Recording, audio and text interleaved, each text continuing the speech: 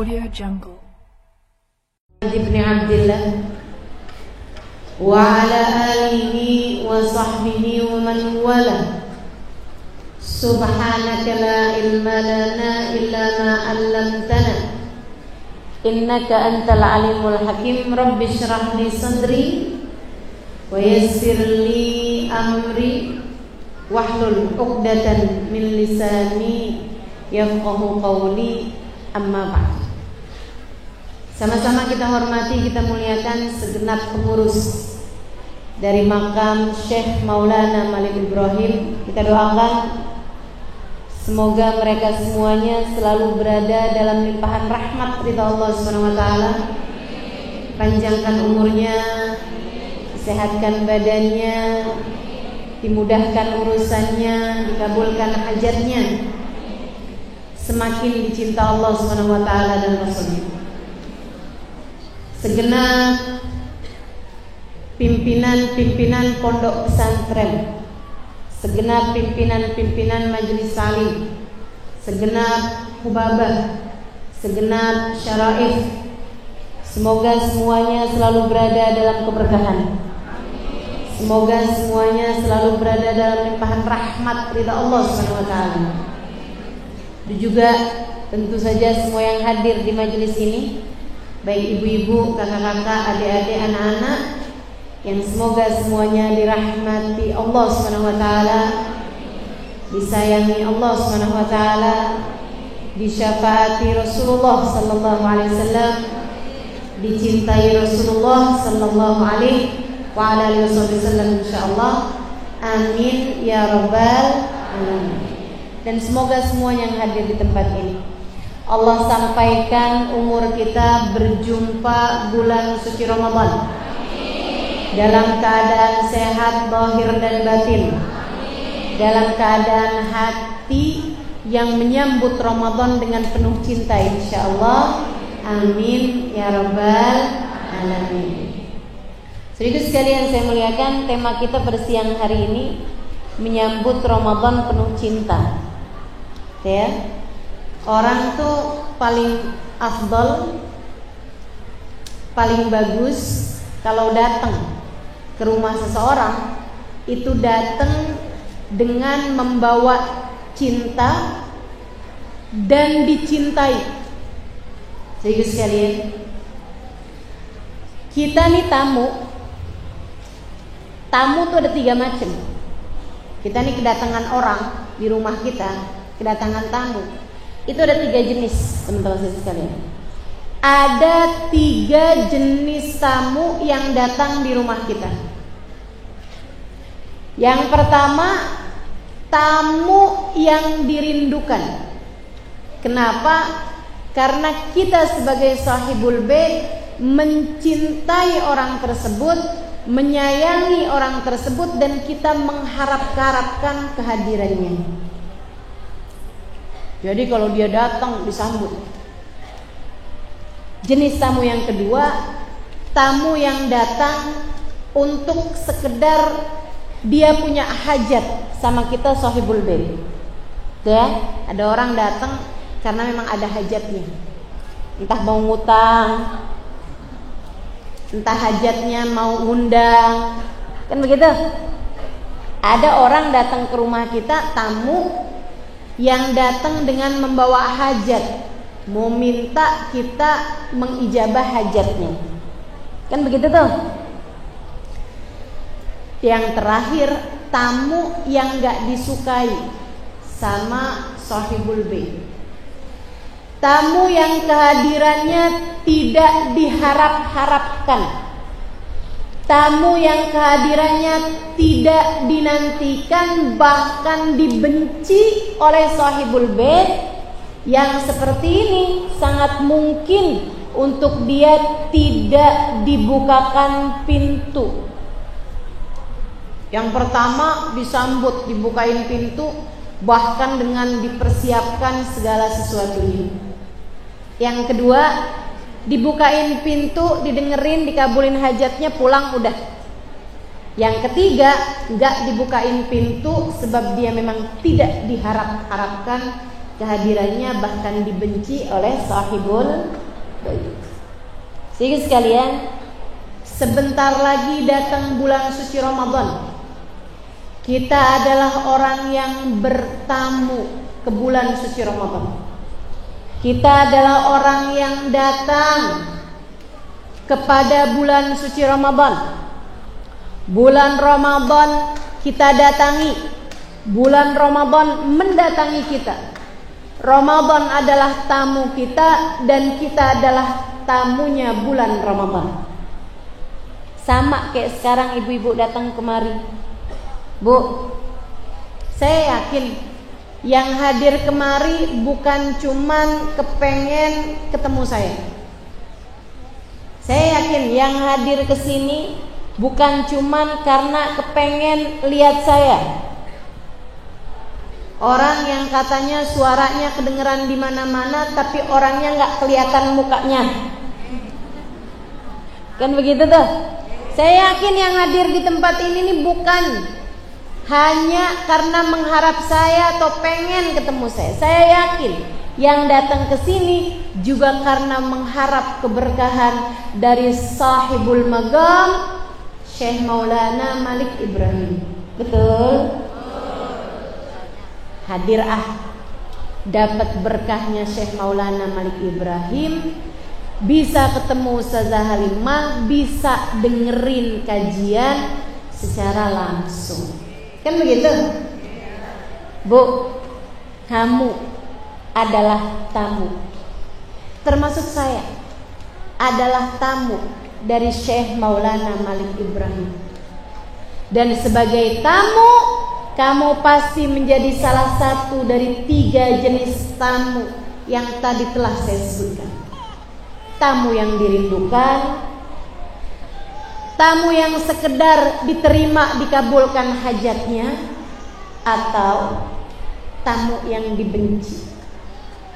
Jangan sampai kamu menjadi yang ketiga, tamu yang dibenci, sebab kamu gak akan pernah dibukakan pintu.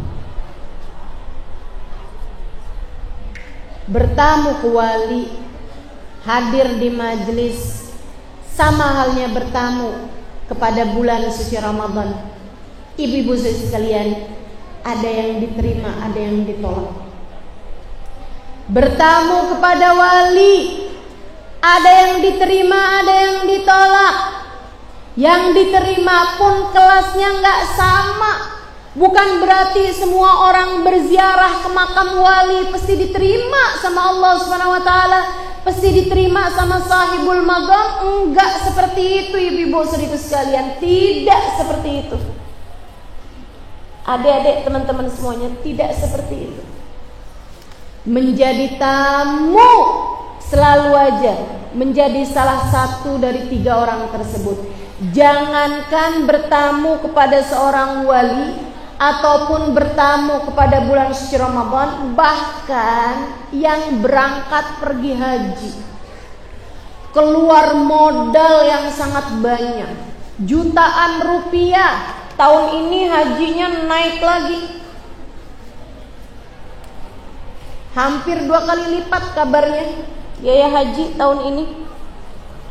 Saudaraku sekalian yang saya muliakan, udah keluarin duit sangat banyak buat pergi haji, daftarnya pun bertahun-tahun, ninggalin keluarga, ninggalin kerjaan. Belum tentu yang haji semua diterima Allah, sebagaimana yang disebutkan oleh Nabi Muhammad dalam salah satu hadisnya. Kata Nabi gini, nisya'nu buyuh. Dengerin teman-teman, biar jadi ngerti kapan-kapan waktu kalau bertamu tuh gitu caranya. Mau bertamu ke Allah sebagai haji misalnya, bertamu ke Rasulullah, pergi ke Madinah misalnya, bertamu ke Allah dalam tiap solat kita, solat malam, solat siang kita, solat fardu, solat sunnah, bertamu tuh kepada Allah. Ataupun baca salawat, hadir majelis maulid, bertamu kepada Rasulullah Sallallahu alaihi wasallam. Ini hadir majlis seperti ini juga merupakan saranamu untuk bertamu, ataupun ziarah bertamu kepada sahibul maqam, ataupun kamu bertamu seperti yang akan segera kita jelang menuju bulan suci Ramadan. Kita bertamu masuk ke bulan suci Ramadan, selalu sya'nud duyuf ala salatati asnaf. Tamu akan menjadi salah satu dari 3 kelompok orang. Tamu yang ditolak, tamu yang diterima. Yang diterima ada 2 jenis.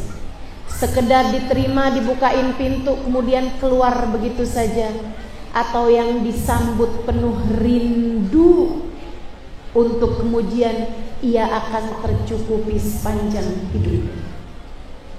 Ia akan tersambung rabtan la yanhal ba'dahu abada, dengan satu sambungan yang gak pernah terputus selama-lamanya. Ibadah haji, Nabi Muhammad bercerita tentang para tamu-tamunya Allah. Sama-sama ngeluarin duit jutaan, sama-sama ninggalin keluarga dan handai tolan, sama-sama bawa bekal, sama-sama nasib gak jelas, sama-sama perlu waktu yang sangat lama orang pergi haji. Tapi Nabi Muhammad bercerita, idza labbal abd, apabila seseorang membaca talbiyah untuk haji ataupun untuk umrah, ketika dia berkata labbaik Allahumma labbaik, labbaik la syarika laka labbaik, innal hamda wan ni'mata laka wal mulk la syarika lak. Ketika seseorang membaca talbiyah, sama-sama membaca talbiyah, bahkan mungkin dalam rombongan yang sama pula, dengan pakaian yang sama pula, sama-sama berpakaian ihram, dia berkata, aku datang memenuhi panggilanmu ya Allah. Labbaik Allahumma labbaik, kami datang memenuhi panggilanmu ya Allah. Nabi Muhammad bercerita, akan terdapat 2 jawaban dari Allah Subhanahu wa ta'ala kepada mereka.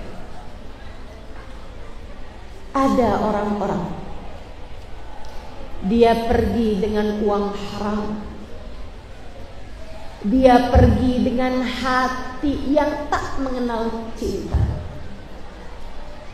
dia bawa hal-hal yang buruk-buruk dari hati, dia bawa penyakit-penyakit dalam dirinya.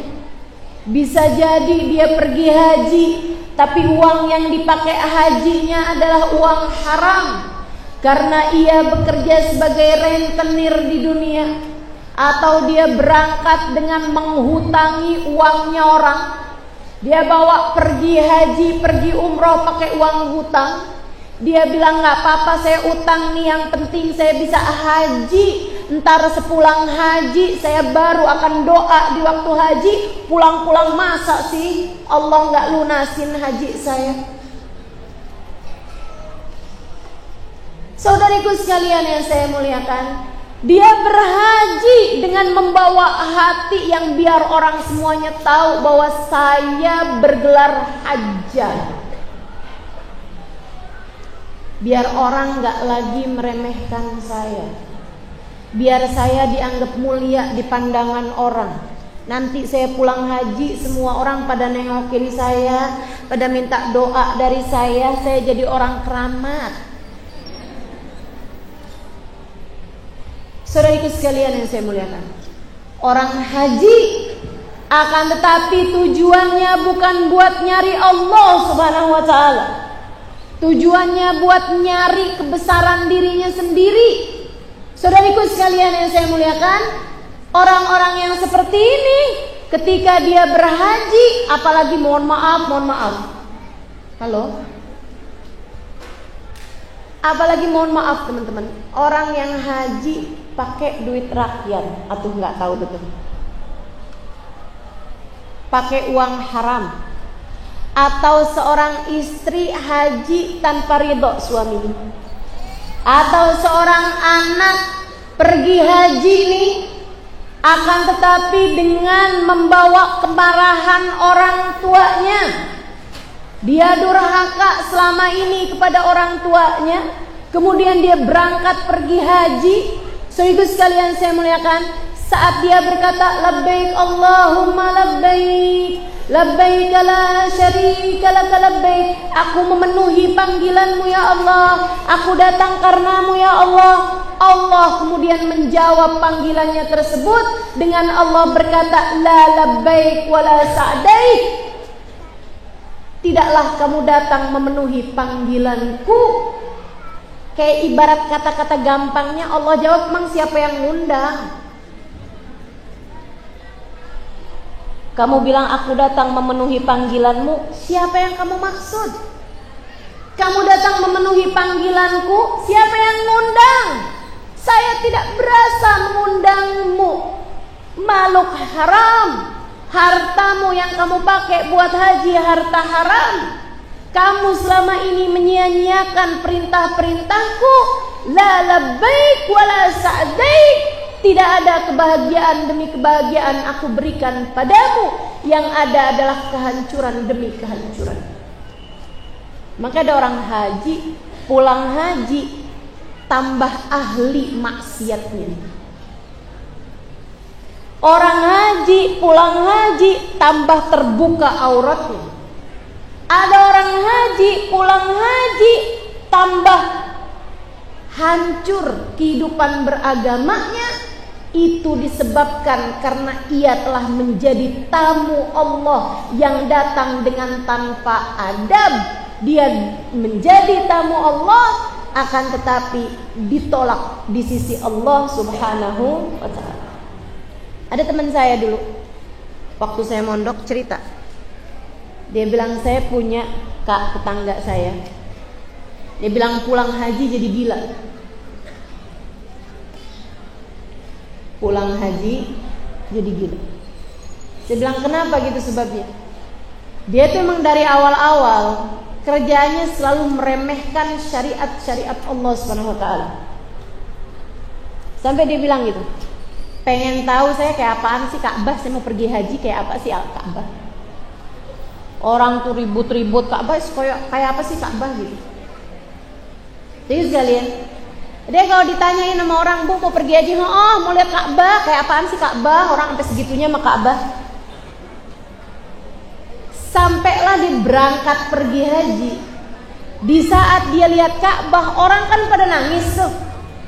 Orang lihat Ka'bah pertama tuh biasanya langsung sujud syukur. Saya selalu sarankan pada teman-teman, terutama yang baru pertama kali umroh, pertama kali haji, saat lihat Ka'bah sujud syukurlah. Biar kamu tahu mana yang perlu disyukuri. Kamu bisa sampai ke rumah Allah, sujud syukurlah. Dia nih ketika ngelihat Ka'bah pertama kali, dia malah bilang kayak begini nih, oh kayak gini doang yang namanya Ka'bah. Sejak hari itu sampai pulang ke rumahnya, dia jadi gila, gak ngomong apa-apa kecuali kata-kata itu. Kayak gitu doang namanya Ka'bah. Kayak gitu doang namanya Ka'bah. Orang jengukin dia pulang haji, tanyain gimana Bu kabarnya, kayak gitu doang namanya Ka'bah. Jadi gila teman-teman. Na'udzubillah. Jadi tamu Allah kalau tertolak sakit. Kadang-kadang gak sakit di dunia, tapi sakit di lebih serem lagi tuh. Kamu berziarah ke makam wali, kalau ditolak sama walinya sakit teman-teman. Kamu datang kepada bulan suci Ramadan, kalau Ramadan tidak dapat mengubahmu menjadi lebih baik, kemaksiatan demi kemaksiatan terus saja kamu lakukan selama bulan Ramadan, bisa jadi seperti yang disabdakan Nabi Muhammad dalam hadisnya, kam min shaim laisa min siyamihi illal ju' wal atash. Berapa banyak orang puasa tidak dapat pahala apa-apa dari puasanya selain lapar dan haus belaka. Gak dapat apa-apa dari puasanya selain lapar dan haus saja. Sama-sama laparnya, sama-sama hausnya, sama-sama panik waktu buka, sama-sama langsung makan makanan-makanan pembuka, langsung minum es teh manis. Teman-teman sekalian yang saya muliakan, akan tetapi di sisi Allah dia nggak dapat apa-apa selain lapar dan haus belaka. Nabi bercerita dalam hadisnya yang lain. Kata Nabi Muhammad alaihi wasallam, "Innama shaum junnah." Sesungguhnya puasa itu adalah benteng. Fa idza kana yauma shaumi ahadikum fala yarfuth wala yafsuq wala yajhal. Fa in syatamahu ahadun aw qatalahu falyaqul inni sha'im inni sha'im. Puasa itu adalah benteng. Maka apabila seorang di antara kalian berpuasa, jangan berkata keji, jangan berbuat perbuatan-perbuatan keji. Dan apabila kamu sedang berpuasa, orang lain mengajakmu bertengkar, orang lain mengajakmu berantem, jawablah kepadanya, inni sha'im, inni sha'im. Maaf, saya sedang berpuasa.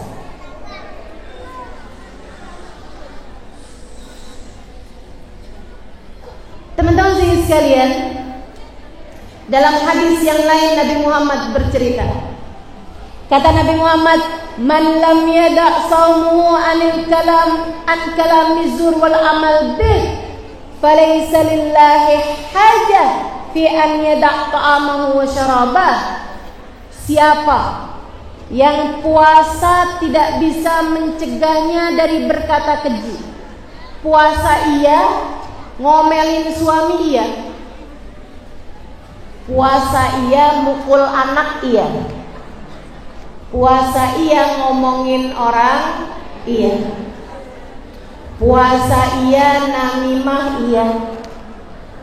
Puasa iya, pacaran iya. Ada nih.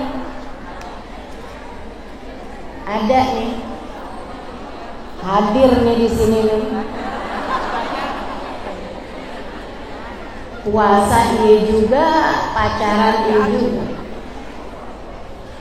Malahan sebelumnya mondok, dari mondok udah janjian. Ntar libur puasaan kita ketemuan ya. Biarkan Ramadan jadi saksi cinta kita.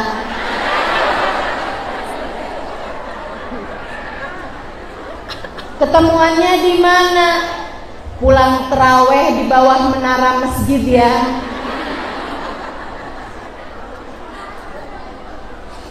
Saudaraku sekalian yang saya muliakan, kata Nabi Muhammad, siapa yang puasa Ramadan tapi puasa tidak mencegahnya dari berkata keji, dari berbuat perbuatan-perbuatan mungkar, falaysa lillahi hajah fi an yada' ta'amahu wa syarabah. Allah enggak perlu sama dia ninggal makan, ninggal minumnya. Bahasa gampangannya, puasanya dilepeh sama Allah Subhanahu wa ta'ala. Puasamu ditolak, ibadahmu tidak dianggap, apa yang kamu lakukan tidak diakui oleh Allah Subhanahu wa ta'ala. Teman-teman, jangan sampai kamu menjadi salah satu. Bu, jangan sampai kamu menjadi salah satunya. Dek, jangan sampai kamu menjadi salah satunya. Kenapa? Jangankan kepada Allah, kamu ditolak sama manusia aja sakit. Kamu ditolak sama suamimu aja sakit. Kamu ditolak sama anakmu, gak diakui, gak dihargai sama anakmu saja sakit. Gimana kalau ditolak sama Allah Subhanahu wa ta'ala Jalla jalaluhu wa ta'ala azamatuh.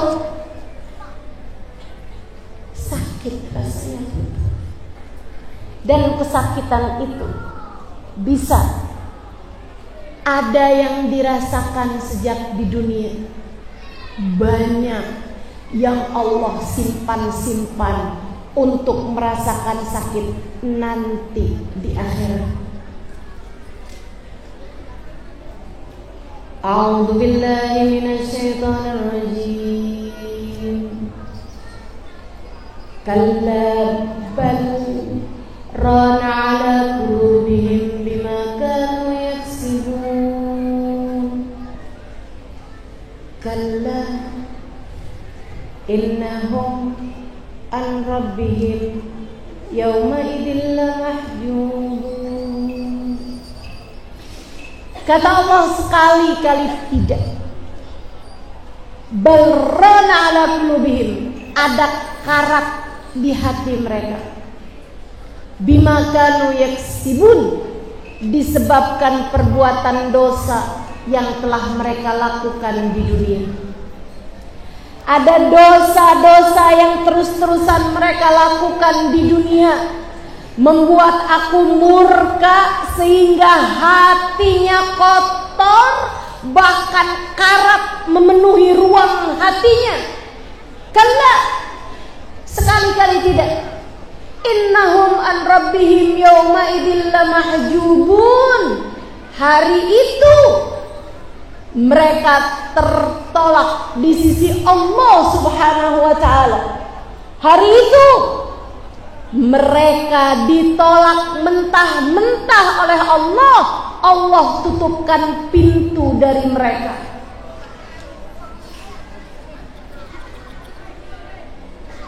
Saudara sekalian, kenapa nih? Apakah suara saya tidak terdengar sampai di atas? Mari ibu-ibu, adab di majelis kita jaga. Saudara sekalian yang saya muliakan, kata Allah, kalla innahum an rabbihim yawma idzin lamahjubun. Ditutup pintu dari Allah Subhanahu wa taala pada hari itu. Allah bilang. Guru saya Sayyidil Habib Umar bin Hafid menerangkan tentang makna ayat ini. Kata beliau, para pelaku-pelaku dosa yang dosanya tidak diampuni Allah Subhanahu wa taala, orang-orang yang gak kenal adab kepada Allah, sehingga dia terus-terusan dosa tanpa diampuni Allah Subhanahu wa taala. Itu dia. Ramadan masih tetap pacaran, Ramadan masih tetap ngomongin orang, Ramadan masih kata-katanya menyakiti hati orang. Jadi dosa tersebut jadi karat memenuhi ruang hati seseorang. Balasannya dari Allah, yauma idzin lamahjubun, mereka akan terhalang dari Allah Subhanahu wa taala, diusir dari rahmatnya Allah Subhanahu wa taala pada hari itu. Pada hari apa? Sayyidil Habib Umar bin Hafid menceritakan, pada hari dia datang pada Allah Subhanahu wa taala, pada hari saat sakaratul mautnya tiba, pada hari saat kematiannya menjemput.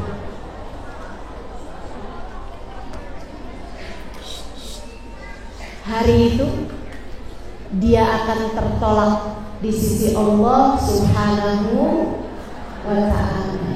Na'udzu billah.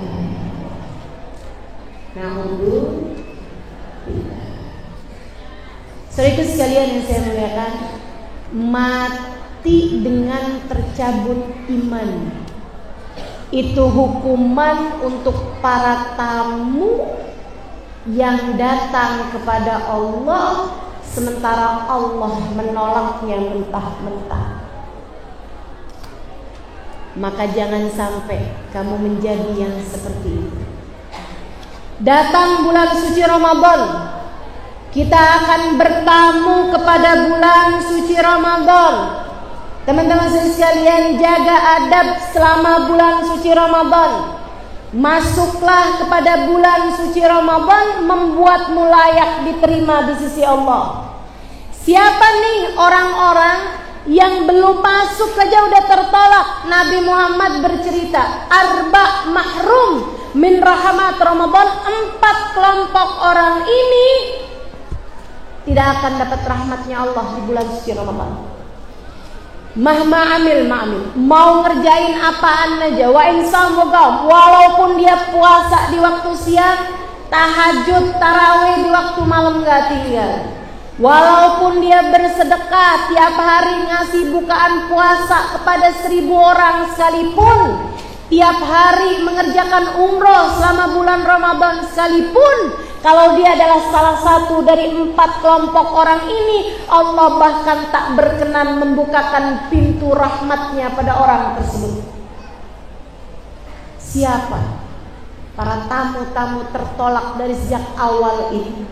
Sekalian, Nabi menyebutkan 4 kelompok orang. Yang pertama, mudmin, pecandu minuman keras atau pecandu narkoba yang belum bertaubat ketika masuk bulan suci Ramadan. Walaupun dia puasa, walaupun selama bulan Ramadan saya nggak nenggak dulu daftar habis lebaran. Misalnya, selama bulan Ramadan saya nggak pakai dulu daftar, habisnya lebaran baru saya pakai lagi. Selama bulan suci Ramadan, puasanya ditolak Allah, tarawihnya ditolak Allah, sedekahnya ditolak Allah. Kata Allah, kamu kalau mau sungguh-sungguh datang padaku, bertaubatlah dulu dari apa yang aku murka. Itu yang pertama. Yang kedua, kata Nabi Muhammad SAW, aqlil walidain, anak yang durhaka sama orang.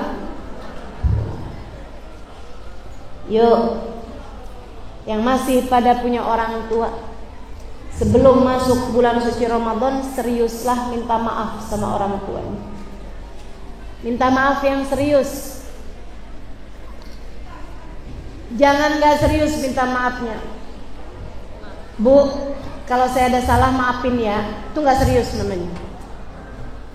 Pak, salah-salah saya kalau ada maafin ya Pak. Namanya anak tuh gak usah pakai kalau ada. Anak tuh udah pasti punya salah sama orang tuanya. Sengaja nggak disengaja, ada hati orang tuamu tergores luka atas ucapanmu, atas perlakuanmu, atas kata-katamu, Allah menuliskannya sebagai dosa besar bagi kita. Kata Allah, aku tak akan sudi menerima Ramadanmu, menerima puasamu, menerima tarawihmu, selagi hati orang tuamu masih tergores luka denganmu. Maka minta maaflah. Teman-teman, saya 3 bulan yang lalu kehilangan ibu saya. Umi saya meninggal dunia. Saudara sekalian yang saya muliakan, tahukah kamu apa yang paling saya rindukan ketika beliau sudah tidak ada? Saya rindu untuk mencium tangannya. Saya rindu untuk memijat-mijat kakinya. Saya rindu untuk berada di dekatnya. Sesuatu yang sering saya lakukan ketika beliau masih ada di atas muka bumi. Saudara sekalian yang saya muliakan, jangan sampai kamu menyesal ketika orang tuamu tidak ada dari melakukan hal-hal yang seperti itu. Waktu umi saya ada, saya seneng cium tangannya. Waktu umi saya masih ada, saya seneng pijat-pijat kakinya. Saudara sekalian, umi saya nggak ada, saya nyesel banget. Andai saya melakukannya lebih sering lagi, andai saya punya lebih banyak waktu untuk bisa bersama dengan umi saya. Sekarang segalanya hanya menjadi penyesalan. Saudara sekalian saya muliakan, segitunya saya yang terbiasa melakukannya, saya nyesel. Kurang sering, kurang banyak. Gimana kalau kamu meninggal dunia, kalau orang tuamu meninggal dunia, sementara kamu belum pernah melakukan hal-hal yang seperti itu? Sekali yang saya muliakan, mumpung masih pada punya orang tua, ayo dipakai kesempatannya. Ibu kamu mungkin bukan siapa-siapa, akan tetapi surga Allah untukmu terletak di bawah kakinya. Buat orang lain mungkin dia bukan siapa-siapa, hanya wanita sederhana yang gak ngerti Instagram, hanya wanita sederhana yang ketika dengar Ustazah Halimah ada loh di YouTube, dia bilang sama anaknya, nak beliin mama YouTube dong, nak beliin Umi YouTube, Umi mau dengerin Ustazah Halimah. Mungkin begitu barangkali. Sehingga sekalian yang saya muliakan, ibumu bukan siapa-siapa bagi orang lain.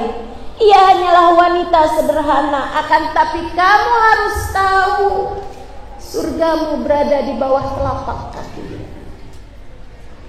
Mumpung masih hidup.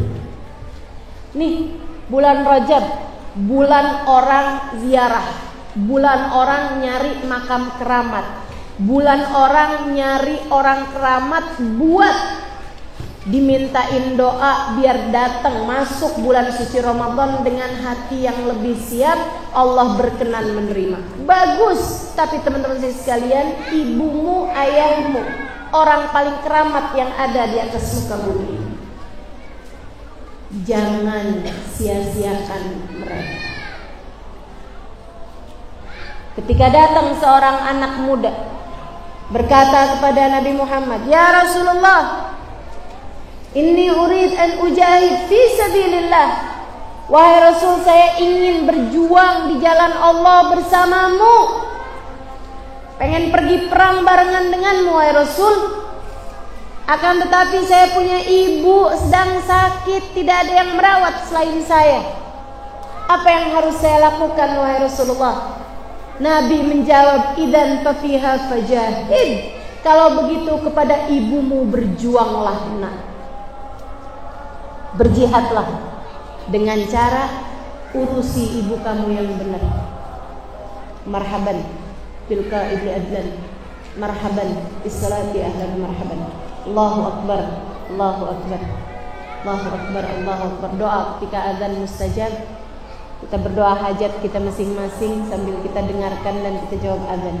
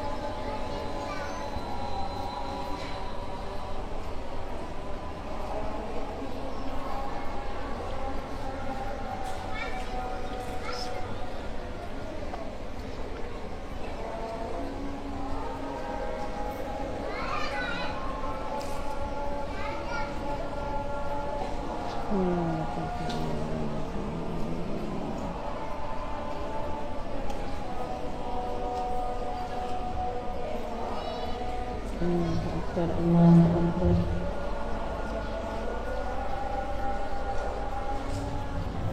La ilaha illallah, alhamdulillah rabbil alamin. Allahumma salli ala sayyidina Muhammad wa ala ali sayyidina Muhammad. Allahumma rabb hadhihi ad-da'wati at-tammah was-salatil qa'imah ati sayyidina Muhammadan al-wasilah wal fadilah wasyaraf wal darajat al-'aliyah ar-rafi'ah wa ba'dul maqam al-mahmud alladhi wa'adtahu innaka la tukhliful mi'ad ya arhamar rahimin. Rabbi ighfirli wa liwalidayya, Rabbi ighfirli wa liwalidayya, Rabbi ighfirli wa liwalidayya, Rabbi ighfirli wa liwalidayya, Rabbi ighfirli wa liwalidayya, warhamhuma kama rabbayani shaghira. Wa sallallahu ala sayyidina Muhammadin wa ala alihi wa sahbihi wasallam, walhamdulillahi rabbil alamin. Sebelum masuk bulan suci Ramadan, minta halal, minta ridho sama orang tuanya. Jadi sekalian saya muliakan, yang ketiga katanya Nabi Muhammad yang enggak dapat apa-apa ketika bulan Ramadan, walaupun puasa, walaupun sedekah, walaupun taraweh, walaupun witir 11 rakaat tiap malam, qati'ur rahim, yang memutuskan hubungan dengan kerabat. Ya, dengan kerabat tuh sama saudara, kakak, adik, itu namanya orang yang mutusin rahim. Jadi sekalian yang saya muliakan, ar-rahim yata'allaq tahtal 'arsy. Kerabat, hubungan darah itu bergantung di bawah arsy, kata Nabi Muhammad. Wa yaqul, dan dia berdoa, Allahumma sil man wasalani waqta' man qata'ani. Ya Allah, sambungkanlah hubunganmu dengan seseorang yang menyambung hubungan denganku. Ya Allah, putuskanlah hubungan seseorang denganmu, orang yang memutuskan hubungan denganku. Kerabatmu, kakakmu, adikmu, abangmu, adikmu, jangan sampai putus hubungan. Ada tuh orang-orang urusan warisan sampai saudaranya dituntut, enggak akuran sama saudara, enggak teguran sama saudara. Itu rahimmu, teman-teman. Itu kerabatmu. Kalau bukan kita yang menyayangi saudara kita, siapa lagi? Jangan sampai putus hubungan sama saudara. Saudara itu enggak ada ceritanya jadi mantan, sama kayak orang tua. Kalau sama suami, kamu masih bisa ceritanya ada jadi mantannya. Itu siapa? Dulunya suami saya, masih bisa. Tapi kalau kakak, adik, gak ada ceritanya. Itu siapa? Dulunya si kakak saya. Nah, sekarang dia udah keluar dari kakak, dari kartu keluarga, gak ada ceritanya. Itu mantan adik saya, gak ada ceritanya. Itu siapa? Dulu ibu saya, sekarang udah bukan lagi. Gak ada ceritanya, teman-teman. Yang namanya ibu, sekali ibu tetap ibu. Kita tidak bisa memilih dari rahim siapa kita keluar di atas muka bumi. Kita gak bisa memilih ayah kita, kita gak bisa milih ibu kita. Sama halnya dengan kita gak bisa milih kakak-kakak kita gak bisa milih adik-adik kita. Itu adalah karunia yang Allah Subhanahu wa taala berikan kepadamu. Satu-satunya yang bisa kita pilih adalah memilih perlakuan kita kepada mereka. Sayangi saudaramu. Sayangi. Punya kakak tuh disayang. Punya adik tuh disayang. Doakan di waktu malam. Beri perhatian, sayangi teman-teman sekalian. Manjangin umur, berkahin rizki. Tuh, kalau ada di antaramu yang ngadu mulu, ustazah rezeki seret banget sih, coba tuh baikin saudara. Coba baikin saudara. Insya Allah kamu akan lihat betapa Allah Subhanahu wa taala mengaruniakan rizki yang luar biasa ketika kamu berbuat baik kepada saudara-saudaramu. Ada orang-orang saudara sendiri dimusuhi, kakak adik sendiri gak teguran berapa lama.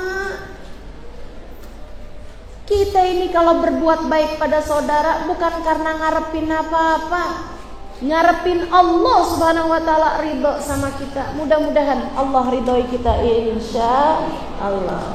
Ya nih, mumpung belum masuk Ramadannya, jangan sampai nyesel kelewatan Ramadan yang kali ini dari menjadi tamu Allah Subhanahu wa taala. dari menjadi tamunya Ramadan.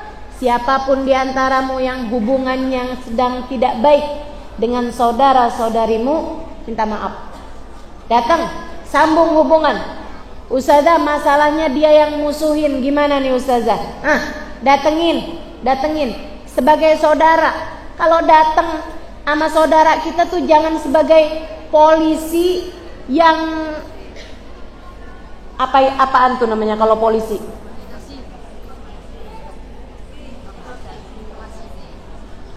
Interogasi, ya. Jangan. Kalau sama saudara tuh datang sebagai saudara, gitu.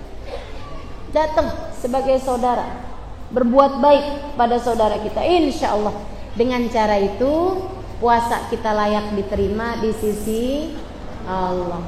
Kelompok terakhir, ini yang paling banyak nih. Hati-hati.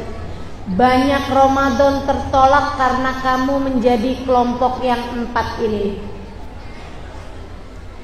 Banyak Ramadan bergantung pahalanya antara langit dan bumi. Pahala terawih dari 4-5 terawih yang lalu masih gantung aja. Pahala puasa dari 4-5 tahun yang lalu masih gantung aja sampai sekarang nih. Ada di antara kita. Siapa mereka?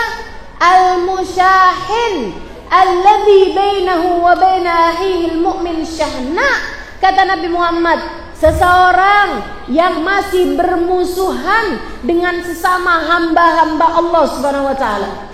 Hatinya masih menyimpan dendam, hatinya masih belum memaafkan kesalahan salah satu dari hamba Allah Subhanahu wa taala. Tuh, pahala puasa Ramadan gantung. Sejak kapan? Sejak kamu tidak memaafkan kesalahan orang tersebut. Maka ibu-ibu sekalian, saya merasa beruntung hari ini bisa menyampaikan ini kepada ibu-ibu. Dan kamu seharusnya juga beruntung dapat hadir di majelis ini dan mendengarkan apa yang saya sampaikan ini.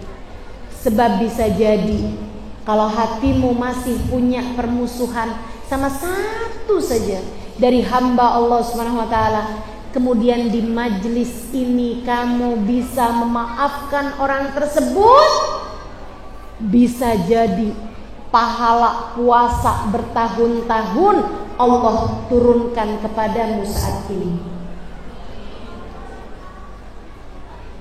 Hati-hati sama dendam dan permusuhan dengan salah satu dari hamba Allah Ta'ala. Satu aja.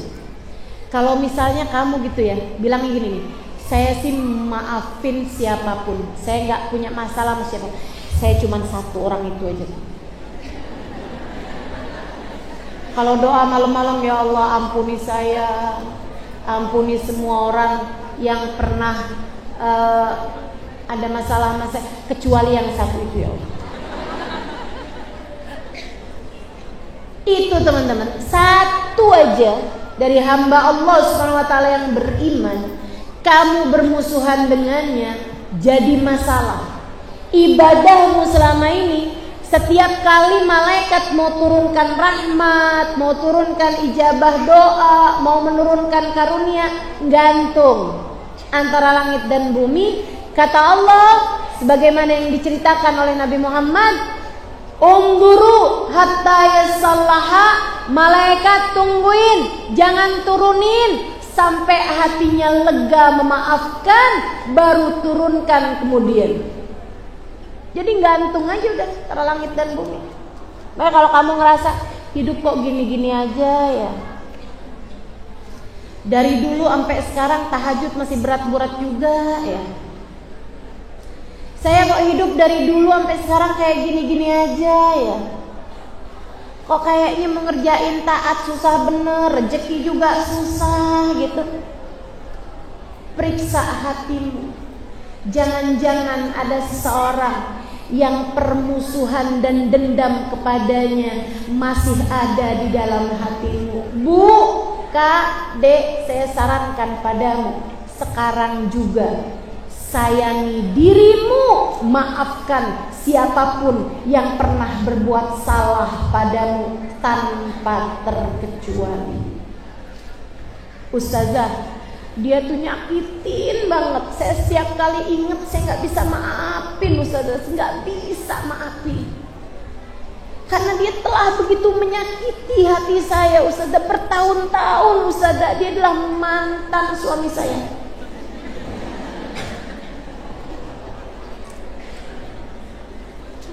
Bu, suami kamu juga mikirnya gitu? Ya Allah, saya maafin semua orang kecuali istri saya, mantan istri saya. Dia telah begitu menyakiti hati saya. Masalahnya bukan siapa yang berbuat salah. Masalahnya bukan dia menyakitimu atau kamu menyakitinya, akan tetapi kalian berdua pernah saling menyakiti sebagaimana kalian berdua pernah saling mencintai. Iya. Iya. Iya. Kamu tidak punya hidup yang jadi cadangan. Hidup kamu yang di akhirat nanti dibalas sesuai dengan hidup kamu yang di dunia ini. Kalau semua yang kamu lakukan dari kebaikan hanya akan bergantung pahalanya di antara langit dan bumi, tidak pernah Allah turunkan kepadamu, nanti di akhirat kamu berharap kebaikan pahala dari hidup yang mana lagi? Kamu ngarepin dibalas di akhirat dari sholat kamu yang mana? Kalau sholat kamu selama hidup di dunia, pahalanya hanya bergantung antara langit dan bumi karena ketidakmampuanmu memaafkan kesalahan orang tersebut. Makanya saya sarankan padamu, siapapun orangnya, bukan buat dia, tapi buat dirimu sendiri, maafkan teman-teman. Maafkan. Ustazah, kalau kita maafin perlu ngomong gak sama orangnya? Gak usah, hati kamu aja. Ya Allah, saya sudah memaafkannya. Gak harus dibilangin gitu Ustazah pada mantan suami kita. Gak usah, ntar diajak balikan lagi. Gak usah. Bilang aja, saya sudah memaafkan orang tersebut. Dalam hatimu sendiri teman-teman. Bukan buat suamimu, sekali lagi bukan. Enak aja dia udah bikin salah segitu banyaknya, terus saya maafin begitu aja. Nggak ada, ntar saya tuntut di akhirat. Bukan buat dia, buat dirimu. Sayangi amal ibadahmu, sayangi Ramadanmu yang lalu-lalu. Pahalanya hanya bergantung di atasmu, di langit dan bumi, di antara langit dan bumi. Begitu kata Nabi Muhammad. Kamu mau sampai kapan naruh dendam dalam hati, gak bisa maafin orang? Mau berlalu berapa lagi Ramadan sampai hatimu lega memaafkan? Tidakkah kamu takut kamu mati masih membawa kebencian kepadanya, sehingga di dalam kubur nanti kamu kehilangan semua pahala ibadahmu karena tidak ada satupun yang diterima di sisi Allah SWT, hanya karena kamu tidak bisa berlega hati memaafkan kesalahan satu orang? Saudara sekalian yang saya muliakan, guru saya Hubabah Nur bercerita. Kata Hubabah Nur, hati-hati sama kebencian dengan siapapun. Dari hamba Allah yang beriman, hati-hati. Hati-hati sama kebencian dengan siapapun dari hamba Allah yang beriman. Sebab nanti di dalam alam kubur kamu akan ditanya, man ikhwanuk, siapa saudara-saudara kamu? Dan orang yang punya kebencian dengan satu saja dari hamba-hamba Allah Subhanahu wa taala, ketika dia mau berkata al muslimuna ikhwani, orang Islam, orang mukmin adalah saudara-saudara saya, orang yang dia musuhi tersebut akan menjadi pengganjal lisannya, akan menjadi penghalangnya dari menjawab pertanyaan mungkar nakir. Ia akan berkata, bohong ya Allah, saya muslim, saya mukmin, tapi dia tidak pernah menganggap saya saudaranya. Saya muslim, saya mukmin, akan tetapi dia memusuhi saya. Saya muslim, saya mukmin, akan tetapi dia tidak pernah memaafkan saya. Ya Allah, dia bohong dalam pengakuannya. kata Hubaba Nur, jangan sampai kebencianmu kepada satupun dari hamba Allah mencegahmu untuk dianggap muslim di sisi Allah. Saudara sekalian yang saya muliakan, mumpung masih belum masuk bulan suci Ramadan, lihatlah hatimu. Lihat hatimu. Siapa orang yang saat ini kamu masih membencinya? Lihat, siapa yang hatimu masih memusuhinya?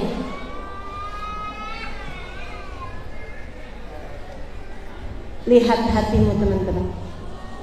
Orang yang kamu masih menaruh dendam padanya sebelum masuk bulan suci Ramadan, sampaikan kepada dirimu, wahai hati, sayangilah saya, maafkanlah.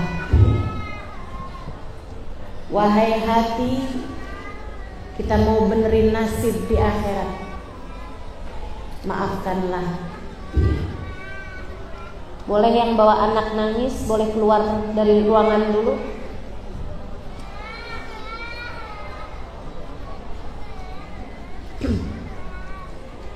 Saudaraku sekalian yang saya muliakan, emang kalau di majelis tuh, kalau diturunin rahmat, itu setan suka hasut. Jadi setan akan berusaha mengganggu konsentrasi orang dengan segala macam cara. Anaknya nggak salah, atau siapapun nggak salah, gitu ya. Akan tetapi yang salah adalah setan. Enak nih ada hadis ini nih, jadi saya gampang nyalahin setan. Cuman repot kalau pas bulan Ramadan, kata setan saya nggak ikut-ikut, saya lagi cuti. Masya Allah. Iya, pernah terjadi di majelisnya Habib Ali Habsyi. Lagi husu-husu, lagi orang pada dengerin, tiba-tiba kedengeran suara anak nangis. Orang-orang jadi nggak konsentrasi. Wah, anak ini pada bingung. Karena kita punya telinga nih, emang konsentrasi cuma satu ya. Kalau udah kealihan sama yang lain tuh bubar gitu. Habib Ali tetap lanjutkan kajian. Gak lama kemudian suara kuda teriak. Habib Ali tetap lanjutkan kajian. Habis selesai Habib Ali bilang, itu tadi tuh anak nangis itu digangguin sama setan. Karena setan hasut ngelihat kalian diturunkan rahmatnya Allah. Setan hasut ngelihat hati kalian pengen taubat, pengen bener gitu. Allah turunkan rahmat Allah, setan, waduh jangan sampai nih. Gimana ceritanya biar dia nggak turun rahmat nih? Jangan sampai nih. Waduh pahala yang kemarin diturunin nih, dia udah mulai memaafkan nih. Jangan sampai nih, gitu. Setan panik. Dia berusaha mengalihkan konsentrasimu dengan segala macam cara, teman-teman. Makanya jangan sampai setan datangnya kepadamu, kamu diajakin ngobrol dah tuh. Jadi kalau di majelis ada yang ngajakin ngobrol, kamu noleh terus kamu bilang, "A'udzubillah."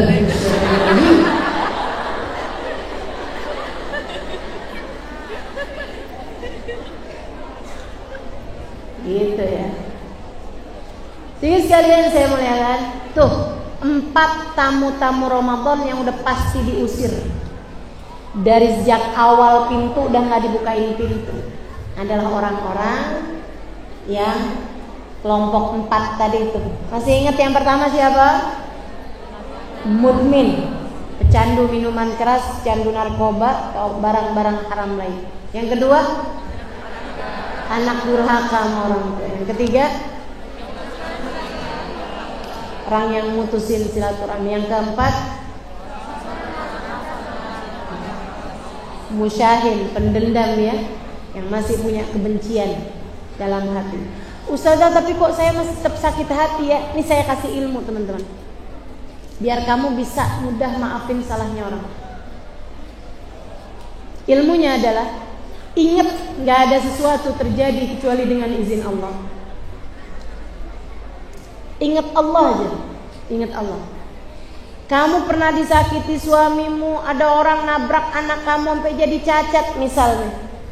Hati kamu kayak gak lega gitu maafin dia. Jadi sekalian saya muliakan, ingat, pernikahanmu dulu sama kalau ada perih, luka di masa lalu terjadi padamu, itu juga dengan seizin Allah, takdir Allah, teman-teman sekalian. Allah yang mentakdirkan itu, Allah yang menentukan itu untuk terjadi dalam hidupmu. Ustazah, berarti Allah kejam dok. Kejam apa? Kejam memberikan luka seperih itu dalam hidup saya. Kejam memberikan pahit seperti itu dalam hidup saya. Bu, Kak, Dek, itu sama seperti dokter yang ngasih kepada kita pil pahit atau disuntik. Kamu pergi ke dokter, kamu disuntik. Suntik sakit apa enak? Sakit. Kamu dikasih obat, pil pahit, kamu minum. Pahit apa enak? Pahit, teman-teman saudaraku sekalian. Akan tetapi pernahkah kamu bilang, dokter, nggak betapa kejamnya dirimu? Dokter kok tega banget sih ngasih saya pil pahit? Dokter ini punya masalah apa sih sama saya? Kenapa dokter nyuntik saya, dok? Punya dendam apa dokter sama saya? Nggak pernah. Kamu malah sambil senyum, kamu bilang, makasih ya dok, makasih. Saya bayar berapa dok? Malah kamu bayar.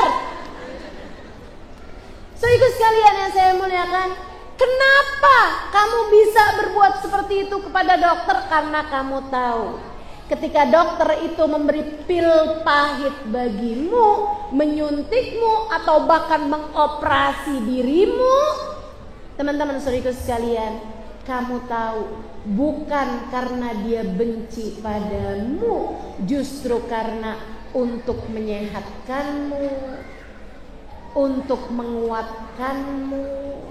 Demikian pula dengan Allah. Allah memberikan pil-pil pahit dalam kehidupanmu adalah untuk menaikkan derajatmu, adalah untuk menambahkan kesabaranmu, adalah untuk membuatmu menuju jalan surganya, adalah untuk menjadikanmu hamba-hamba yang kuat keimanannya. Teman-teman saya sekalian, kalau semua yang kamu inginkan di atas muka bumi ini terjadi, dari mana kamu bisa belajar qanaah? Kalau semua orang mencintaimu, dari mana kamu bisa belajar memaafkan kesalahan orang? Kalau semua orang menyanjungmu dan semua terjadi sesuai dengan maumu, bagaimana mungkin kamu belajar tentang kesabaran? Gak apa-apa. Ada yang jahatin kita dalam kehidupan, gak apa-apa. Ada yang berbuat salah sama kita, gak apa-apa.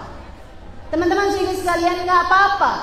Kamu dijahatin orang, gak apa-apa. Yang penting kamu jangan berbuat jahat sama orang. Sebab kamu di akhirat nanti tidak akan dipertanyakan tentang perlakuan orang kepadamu. Nilaimu adalah tentang bagaimana kamu memperlakukan orang lain. Maka siapapun yang pernah berbuat salah padamu, maafkanlah. Sebab semuanya bukan dari dia, tapi dari Allah subhanahu wa ta'ala. Karenanya Nabi Muhammad mengatakan, man afa ufi. Siapa yang memaafkan kesalahan orang lain, dia akan dimaafkan oleh Allah subhanahu wa ta'ala. Teman-teman saudara sekalian saya muliakan, datanglah sebagai tamu yang layak diterima. Nih ya, kalau kamu udah gak masuk yang ketiga, artinya kamu adalah tamu yang diterima. Kamu gak anak durhaka, kamu bukan istri yang gak diridhoi suami, kamu gak ada permusuhan dengan siapapun. Nih, kamu udah jadi tamu yang diterima. Itu ada dua. Ada yang datang ke Ramadan bawa hajat. Ada yang datang ke Ramadan mau buat minta sama Allah subhanahu wa ta'ala. Datang nih ke makamnya wali min auliyaillah buat minta gitu kan. Saya mau ziarah, kenapa? biar yang sakit sembuh nih, anak saya lagi sakit nih, biar cepet sembuh. Saya mau datang ke majelis taklim. Kenapa? Doa di majelis taklim itu mustajab. Saya mau datang ke sana buat doa. Teman-teman jadi sekalian saya muliakan, orang beribadah semua tuh ada yang diterima. Nah, ada yang diterima, ada yang ditolak. Kalau kamu bukan termasuk yang ditolak, kamu termasuk yang diterima. Ada yang diterimanya di kelas bawah. Tamu yang datang bawa hajat, dia datang sekedar disimak apa hajatnya, dikasih udah. Teman-teman, ada yang begitu, banyak yang begitu. Bagus. Tapi kalau mau lebih, datanglah sebagai tamu yang dirindukan. Haji jadi tamu yang dirindukan. Umrah jadi tamu yang dirindukan. Datang ke makam Nabi Muhammad jadi tamu yang dirindukan. Datang ke makam wali jadi tamu yang dirindukan. Datang ke rumah orang jadi tamu yang diharapkan. Datang kepada siapapun jadi tamu yang dirindukan. Balik ke pondok pesantren, musoan sama kiainya, jadi tamu yang diharapkan. Gimana caranya? Jadilah seseorang yang mengerjakan apa yang diharapkan oleh sahibul bait. Jadilah seseorang yang ketika kamu ada di luar nih, belum nggak jadi tamu gitu ya, kamu selalu menjalankan tugas yang diinginkan oleh sahibul bait. Jika kamu sebelum bulan Ramadan ibadahmu bagus, sholatmu bagus, puasamu menahan lapar, menahan hawa nafsu bagus, kamu akan datang kepada bulan Ramadan sebagai tamu-tamu yang dirindukan. Ramadan sudah sangat akrab denganmu. Tarawih udah sangat akrab denganmu. Biasa bangun malam. Saudara sekalian, puasa sudah sangat akrab denganmu. Kamu biasa nahan lapar. Saudara sekalian saya muliakan, Quran sudah sangat akrab denganmu. Biasa kamu baca.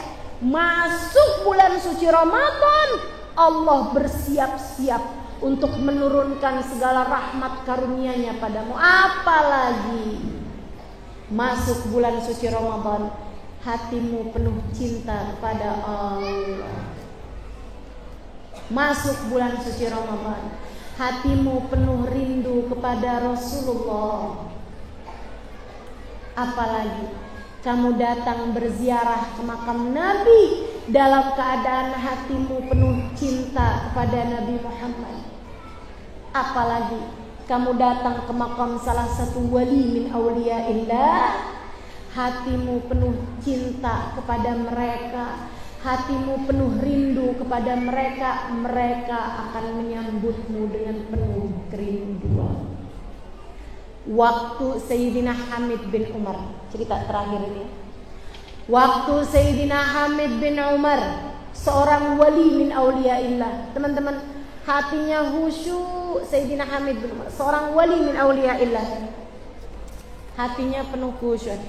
Itu Sayyidina Hamid bin Umar, makamnya ada di Zambal sana, itu kuburan Zambal.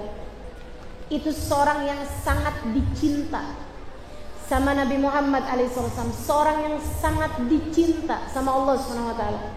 Beliau pergi haji sama ibunya, sama saudara-saudaranya. Beliau selalu ngajar, di Tarim tuh beliau ngajar, punya majelis ilmu, murid-muridnya banyak hadir, ya seperti kayak gitulah ya. Beliau punya majelis gitu yang banyak dihadiri murid-muridnya di kota Tarim. Serius sekalian, beliau pergi haji nih. Waktu masanya haji, itu kan ada tuh orang-orang pas lagi di Mina, itu ada perkumpulan para ulama-ulama. Beliau datang ke sana. Begitu mau masuk tenda, ada panitianya tuh kan. Dia bilang, ngelihat yang lain-lain ulama-ulama memang kelihatan dari pakaiannya, dari simahnya ya, kayak pakai rida, pakai imamah, segala macam gitu. Sayyidina Hamid bin Umar pakaiannya biasa aja, sarung, baju, gitu ya. Ya pakai jubah tapi ya nggak kelihatan kayak orang penting gitu, biasa aja. Sama pakai peci gitu aja, nggak pakai imamah besar-besar gitu, enggak. Jadi yang lain-lainnya ada tamu dari Mesir, tamu dari mana dimasukin, perkumpulan ulama kan. Ketika Hamid bin Umar masuk, oh tunggu nih, siapa nih?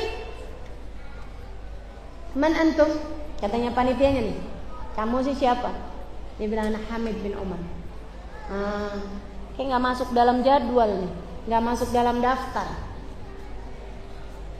Silakan jalan lagi. Maaf, ini perkumpulan para ulama, hanya ulama yang boleh masuk sini.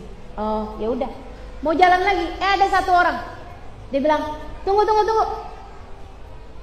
Dipanggil, kamu dari mana? Ulama nih yang manggil. Dia bilang saya dari Hadramut.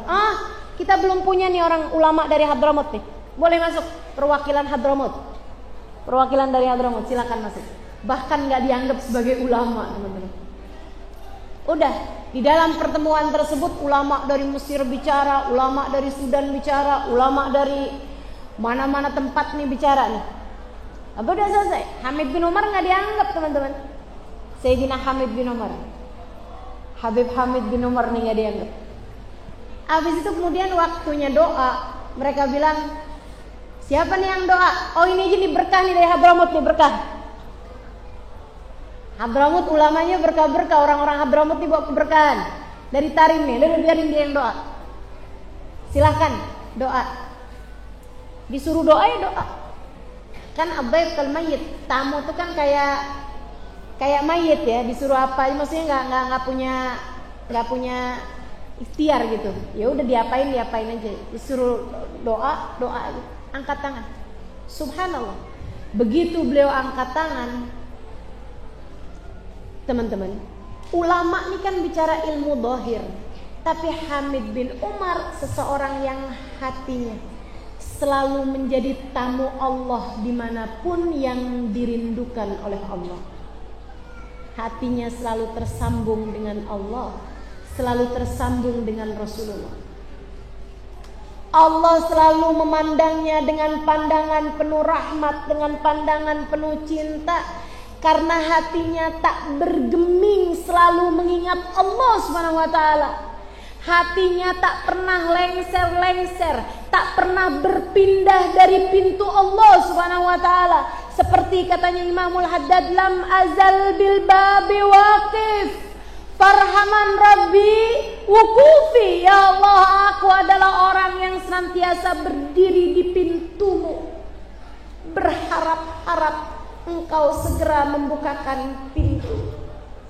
Ini Hamid bin Umar, hatinya selalu berdiri di hadapan Allah.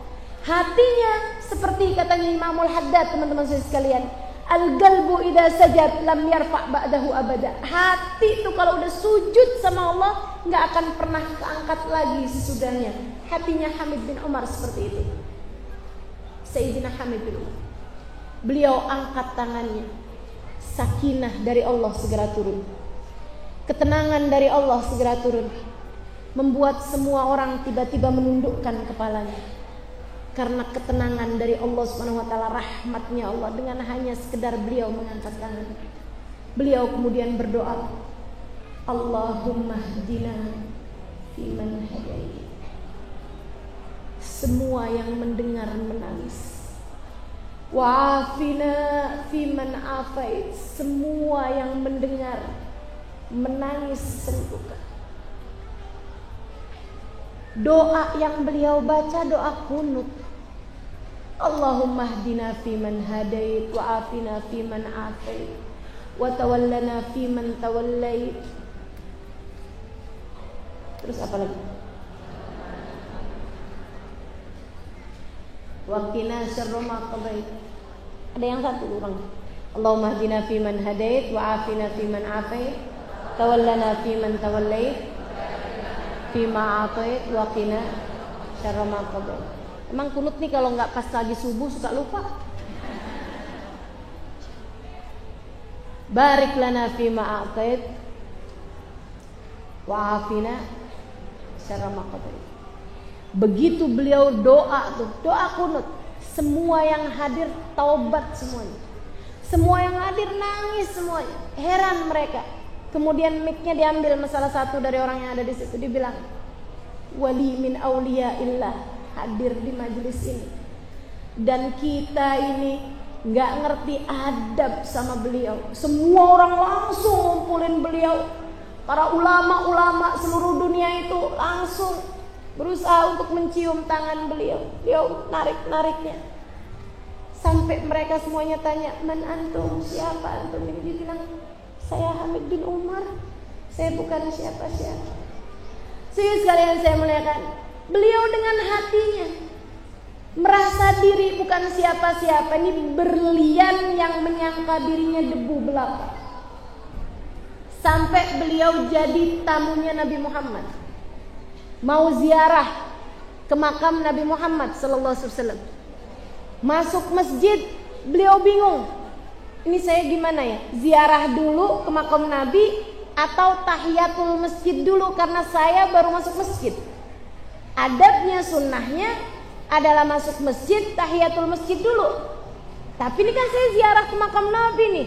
Apa adabnya saya ketemu Nabi dulu, ziarah dulu? Bingung, galau. Tapi dia kemudian ingat-ingat bermuamalah dengan syariat. Ya udah dah, syariat aja dulu diduluin. Jadi beliau pun masuk ke masjid, masuk ke dalam. Begitu sampai dalam, beliau mau sholat sunnah tahiyatul masjid. Begitu mau takbir baru usolli sunnat tahiyatul masjid rakaatain lillahi ta'ala. Allah, dari maqam Nabi Muhammad kedengaran suara, aina ibni Hamid bin Umar, aina ibni Hamid bin Umar. Semua orang yang lagi ziarah dengar suara Nabi Muhammad manggil-manggil, mana nih anak saya Hamid bin Umar. Jadi beliau dari mau takbir nggak jadi takbir karena orang-orang pada nanyain semuanya, Hamid bin Umar dicari Nabi Muhammad, Hamid bin Umar dipanggil Nabi Muhammad. Beliau masih yang baru usolli pada Allah, Hamid bin Umar dipanggil Nabi Muhammad. Beliau batalkan sholatnya, berlari, ana Hamid bin Umar, saya Hamid bin Umar. Beliau berjalan menuju makam Nabi Muhammad. Semua orang kasih beliau jalan sampai ke depan makam Nabi Muhammad SAW. Siapa orang ini yang sampai dicari sama Nabi Muhammad, dipanggil sama Nabi Muhammad? Seolah-olah Nabi hendak berkata kepada semua orang yang hadir, dialah yang saya rindukan. Saudara sekalian, Sayyidina Hamid bin Umar bergegas menuju ke hadapan makam Nabi besar Muhammad sallallahu alaihi wasallam. Dan saat itu juga sebuah keajaiban terjadi. Nabi Muhammad mengulurkan tangannya untuk dicium oleh Sayyidina Hamid bin Umar. Kejadian tersebut disaksikan ratusan orang yang saat itu berada di sekitar Hamid bin Umar. Nabi dari makomnya, dari jeruji besinya, mengeluarkan tangannya untuk Hamid bin Umar bersalaman dengan beliau. Tamu yang dirindukan. Saudara sekalian yang saya muliakan, sepulang dari situ semua orang mengagung-agungkan Hamid bin Umar. Sayyidina Hamid bin Umar berusaha untuk menghilangkan jiwanya, menghilangkan nafasnya, menghilangkan kesombongan yang ada dalam hatinya. Beliau segera membaringkan tubuhnya di situ, kemudian berkata, injak pala saya, injak pala saya. Hamid bin Umar seorang yang layak kakinya, kepalanya diinjak sama siapapun. Injak pala saya, kata beliau. Tapi tentu saja orang takut menginjak kepalanya seorang yang bahkan Nabi Muhammad memanggil dari dalam kuburnya. Jadi sekalian, Hamid bin Umar beberapa hari di makam Nabi, beberapa hari tinggal di Madinah. Ibunya bilang, waktunya pulang. Ibunya bilang, Hamid, kamu pulang aja Mid ya. Ibu betah di sini. Udah, ibu mau tinggal di Madinah aja. Kamu pulang aja. Ibu sampai mau mati di sini udah. Saya nggak mau pulang ke Tarim, Al-Ardul Ghabra, tanah yang penuh debu, bumi penuh debu. Saya nggak mau pulang ke sana. Saya mau di sini aja. Jiwarin Nabi sallallahu alaihi wasallam. Jadi tetangganya Nabi Muhammad, tinggal bersanding dengan Nabi Muhammad. Kamu pulang aja Hamid bin Umar. Atau kita di sini aja Hamid. Kata Hamid, Umi saya nggak bakal tinggalin Umi lah. Umi di sini ya Hamid di sini. Umi pulang, Hamid pulang. Umi mau di sini aja. Iya Mit, kita di sini aja udah Mit, nggak usah pulang Mit ke Ardil Ghabra, tanah penuh debu. Udah kamu di sini aja, nanti kamu ngajar di sini Mit. Udah. Kita enak Mit, tiap hari bisa ziarah makam Nabi Mit, di sini aja Mit.